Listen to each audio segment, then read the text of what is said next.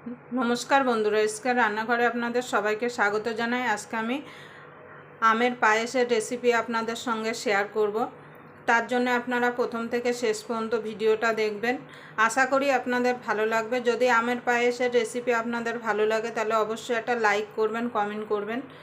और যারা এখনো আমার চ্যানেলটা সাবস্ক্রাইবার করেননি প্লিজ সাবস্ক্রাইবার করে নেবেন আর পাশের বেল আইকনটি অবশ্যই বাজিয়ে দেবেন। আমি যখন কোনো নিত্য নতুন রেসিপি আপলোড করব সবার আগে আপনাদের কাছে পৌঁছে যাবে। আমি আমের পায়েসটা বানানোর জন্য এখানে একটা কড়াই নিয়ে নিয়েছি। এবার কড়াইটাকে গ্যাসের উপরে বসিয়ে দেবো। এখনও কিন্তু আমি গ্যাসটা ধরাইনি। এবার কড়াইয়ের মধ্যে সামান্য একটুখানি জল দিয়ে দেবো। এখানে আমি 500 গ্রাম দুধ নিয়েছি। আপনারা চাইলে বেশি দুধ দিয়েও করতে পারেন। আমি 500 দুধ দিয়েই বানাবো আমের পায়েসটা।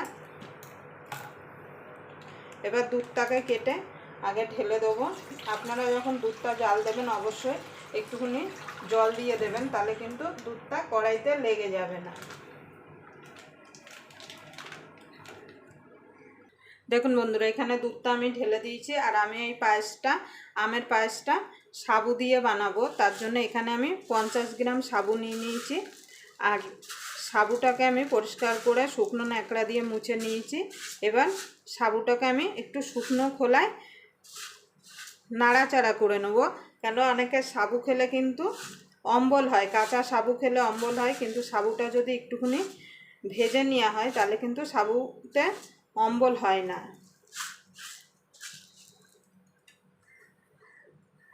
আমি গ্যাসটা ধরিয়ে দেবো। ধরিয়ে দিয়ে দুধটা জাল হতে থাক, ততক্ষণ আমি সাবুটা ভেজে নেব। দেখুন বন্ধুরা, সাবুটা ভাজার জন্য এখানে আমি কড়াই বসিয়ে দিয়েছি। এবার আমি সাবুটা দিয়ে দেবো কড়াইয়ের মধ্যে, দিয়ে একটুখানি নাড়াচাড়া করে নেব। এইভাবে যদি আপনারা সাবুর পায়েস বানান তাহলে কিন্তু যাদের কাঁচা সাবু খেলে অম্বল হয়, এইভাবে সাবুর পায়েস মানে সাবুটাকে যদি একটু ভেজে আপনারা পায়েস বানান তাহলে কিন্তু অম্বল হবে না।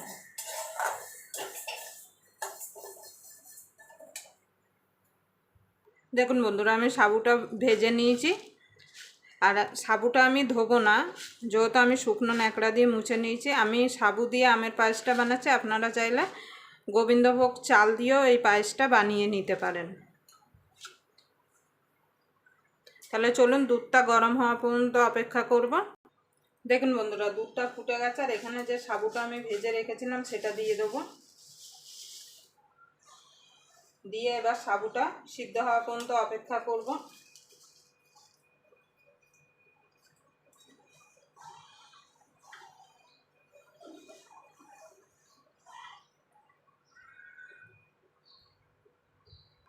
দেখেন বন্ধুরা, এখানে সাবুটা আমার সিদ্ধ হয়ে গেছে। এবার আমি এখানে 100 গ্রাম চিনি দিয়ে দেবো। মিষ্টিটা আপনাদের স্বাদ মতো দেবেন, যে যেমন মিষ্টি খেতে পছন্দ করেন। এবার চিনিটা দিয়ে আমি এইভাবে নাড়া দিয়ে ফুটে উঠলে আমি গ্যাসটাকে বন্ধ করে দেবো, কেন গরমে চিনিটা আপনাই গলে যাবে।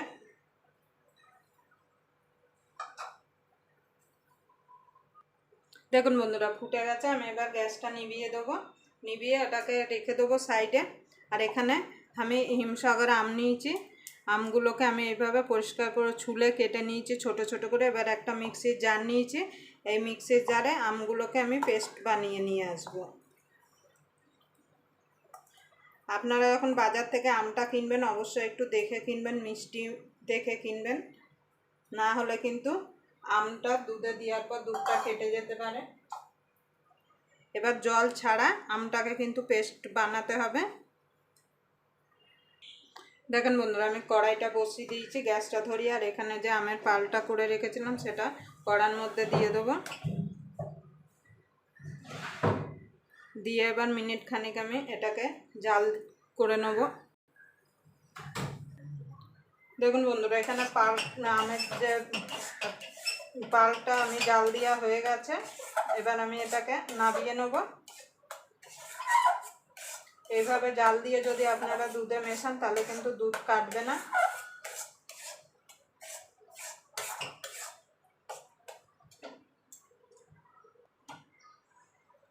এবার এটা আমি সাইডে রেখে দেবো।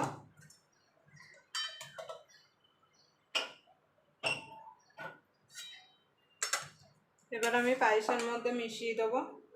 আমি কিন্তু গ্যাসটা এখন বন্ধ রেখেছি।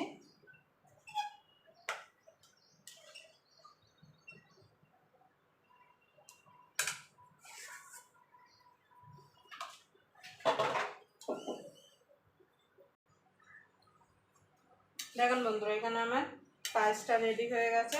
আমের যে পালটা আমি জাল দিয়ে রেখেছিলাম সেটা মিশিয়ে নিয়েছি। এবার আমি নামিয়ে দেবো। আপনারা চাইলে আর একটু জাল দিয়ে নিতে পারেন, আমি আর জাল দেব না।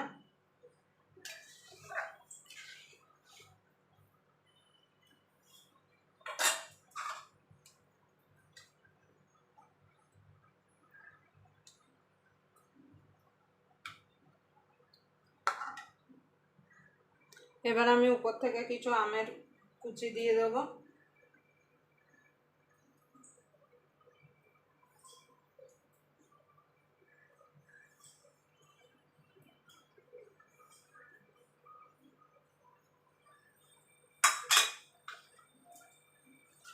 সাজানোর জন্য কিছু বাদাম দিয়ে দেবো, এখানে আমল বাদাম দিয়ে দিচ্ছি।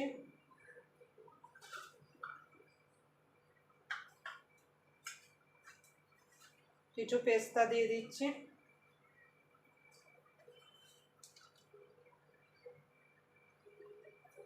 দেখুন বন্ধুরা, আমার আমের পায়েসটা রেডি হয়ে গেছে। আবার আপনাদের সঙ্গে কোনো নতুন রেসিপি নিয়ে দেখা হবে। ততক্ষণ পর্যন্ত আপনারা ভালো থাকবেন, সুস্থ থাকবেন।